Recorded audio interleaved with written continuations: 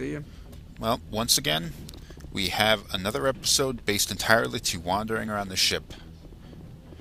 This door here, in the event that you're docked somewhere, going through that door will take you to where you're docked. Special. I can't talk to him. I thought you could, but you can't. I'm going to take a little wanders around the ship, though, and I've done this before, and I've done this on... It was maybe the 4th episode of the series. But at different points in the game, different dialogue options exist. You have different conversations with all the people in your crew. And also sometimes they're not in the same place. Like Caden here, he wasn't located there before. Now that's where he is. Kind of a creepy approach. Anything you need, Commander? Just trying to get a sense of where the crew's at. Thoughts? I've wasted enough of your time for now, Commander. We'll have time for personal debriefings later. What's your opinion on the last mission? I don't see how we could have done things any better. At least not without getting to Eden Prime sooner. And we were on the scene faster than any other Alliance ship could have been. We'll talk another time, Lieutenant. Commander? Now this room over here, it was the captain's office. Now it's my office. Yep. Awesome. Don't actually spend any time in there, though.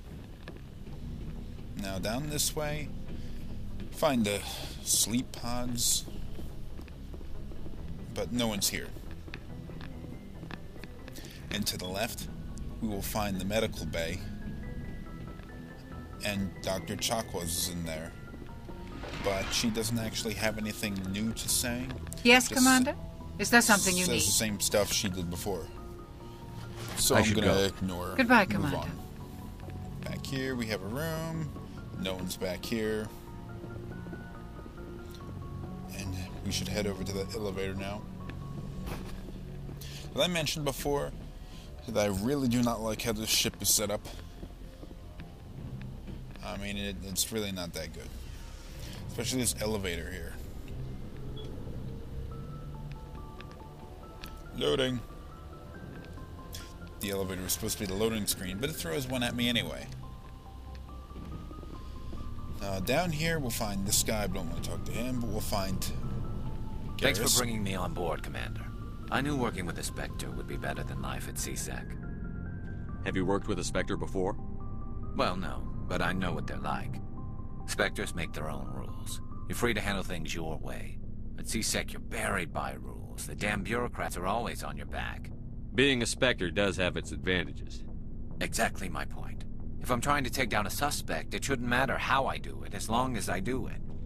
But CSEC wants it done their way. Protocol and procedure come first. That's why I left.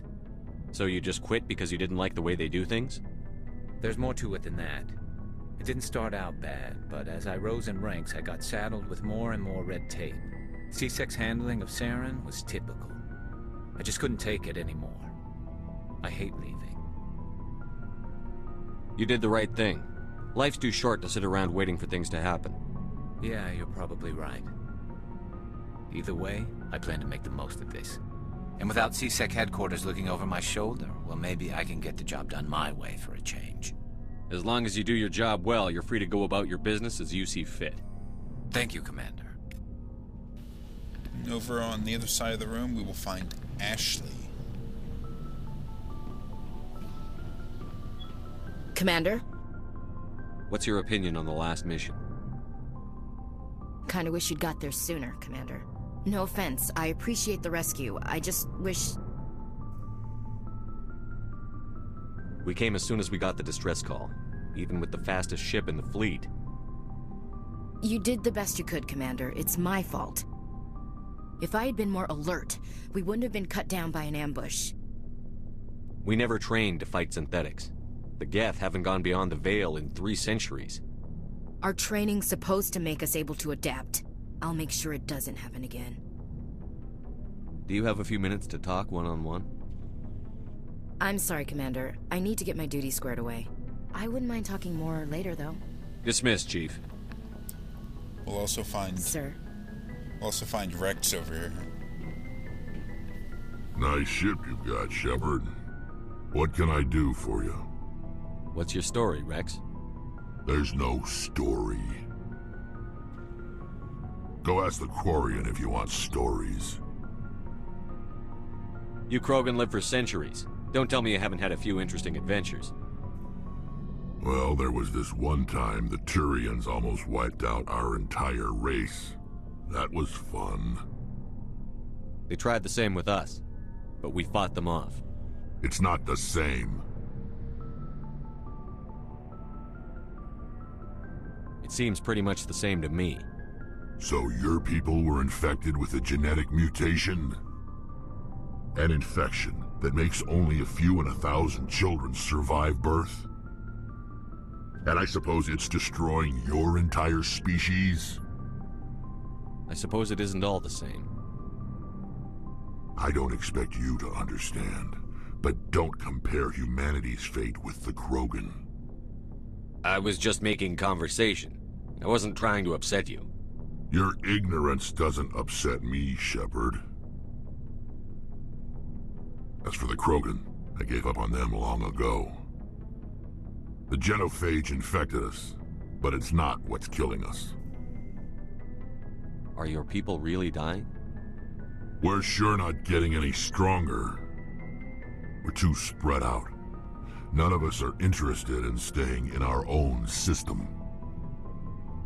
Lots of species have left their homes and prospered. But they go to colonize new worlds. We're not settlers. We're warriors. We want to fight. So we leave. Hire ourselves out. And most of us never go back. What can you tell me about the genophage? Ask the Solarians if you want details. They made it.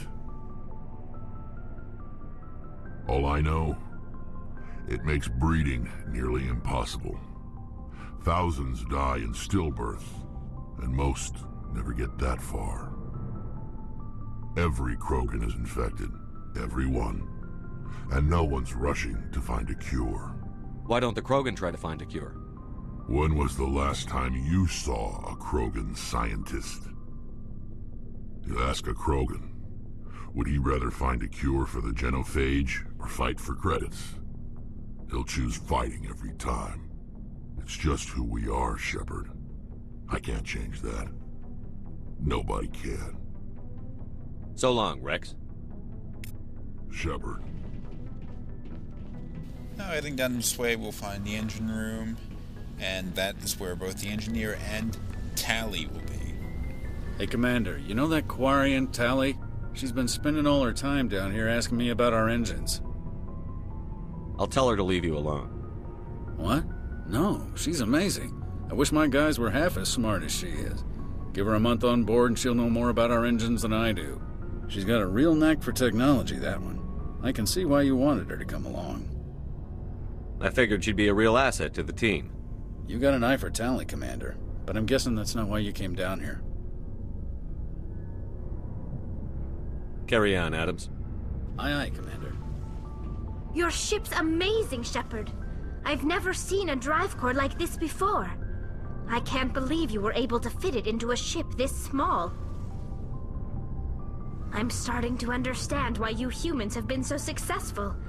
I had no idea Alliance vessels were so advanced. The Normandy's a prototype. Cutting-edge technology. A month ago, I was patching a makeshift fuel line into a converted tug ship in the flotilla. Now, I'm sitting on board one of the most advanced vessels in Citadel space. I have to thank you again for bringing me along. Traveling on a vessel like this is a dream come true for me. I had no idea you found ship technology so interesting. It comes with being a Quarian. The migrant fleet is the key to the survival of my people. Ships are our most valuable resource. But we don't have anything like this.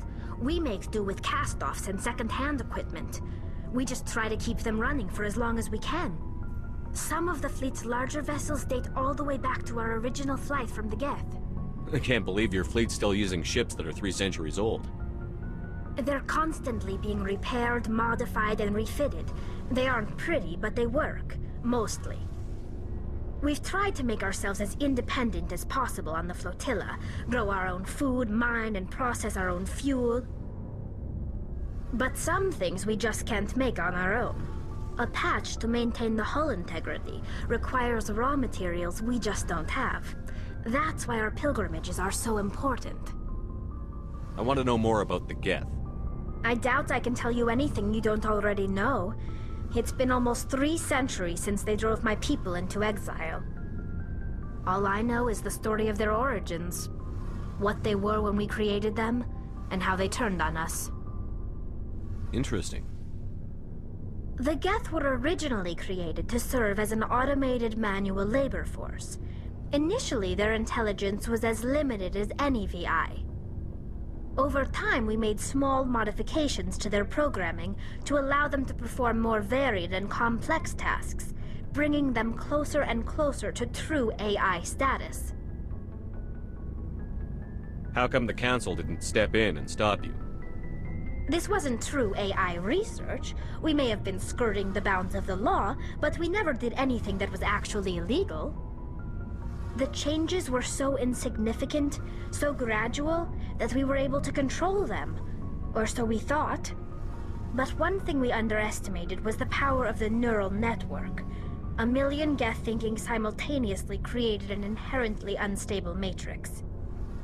What made them rebel? As we built more and more Geth, their effective intelligence became more sophisticated, more abstract. One day, a Geth began to ask its Quarian overseer questions about the nature of its existence. Am I alive? Why am I here?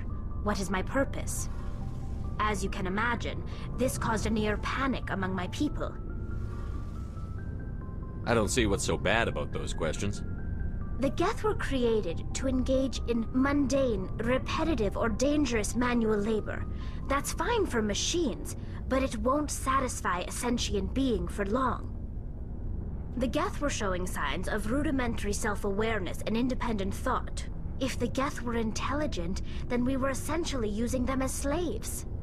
It was inevitable the newly sentient Geth would rebel against their situation. We knew they would rise up against us, so we acted first. A general order went out across all Quarian-controlled systems to permanently deactivate all Geth. The Geth responded to this order violently.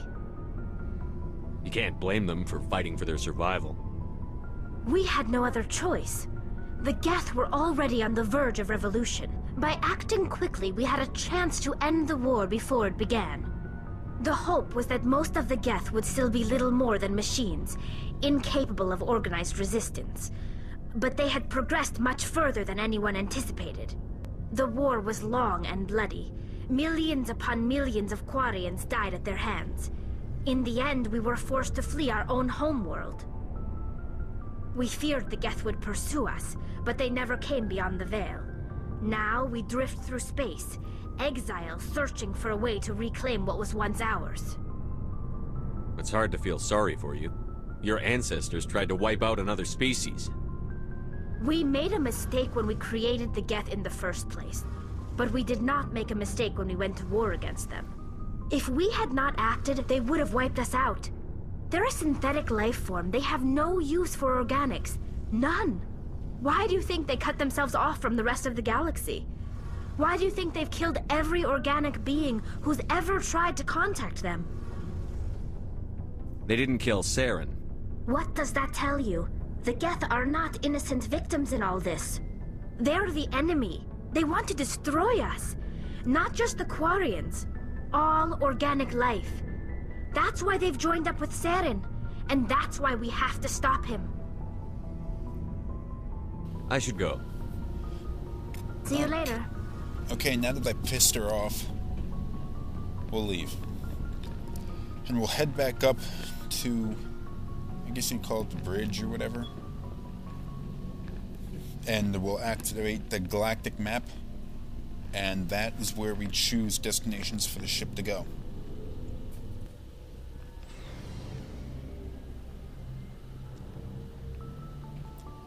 Oh, the loading screen wasn't even in the elevator this time. What the hell?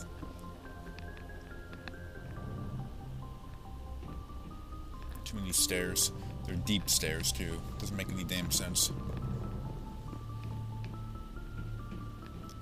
Oh, yeah, there's also the conference room back here.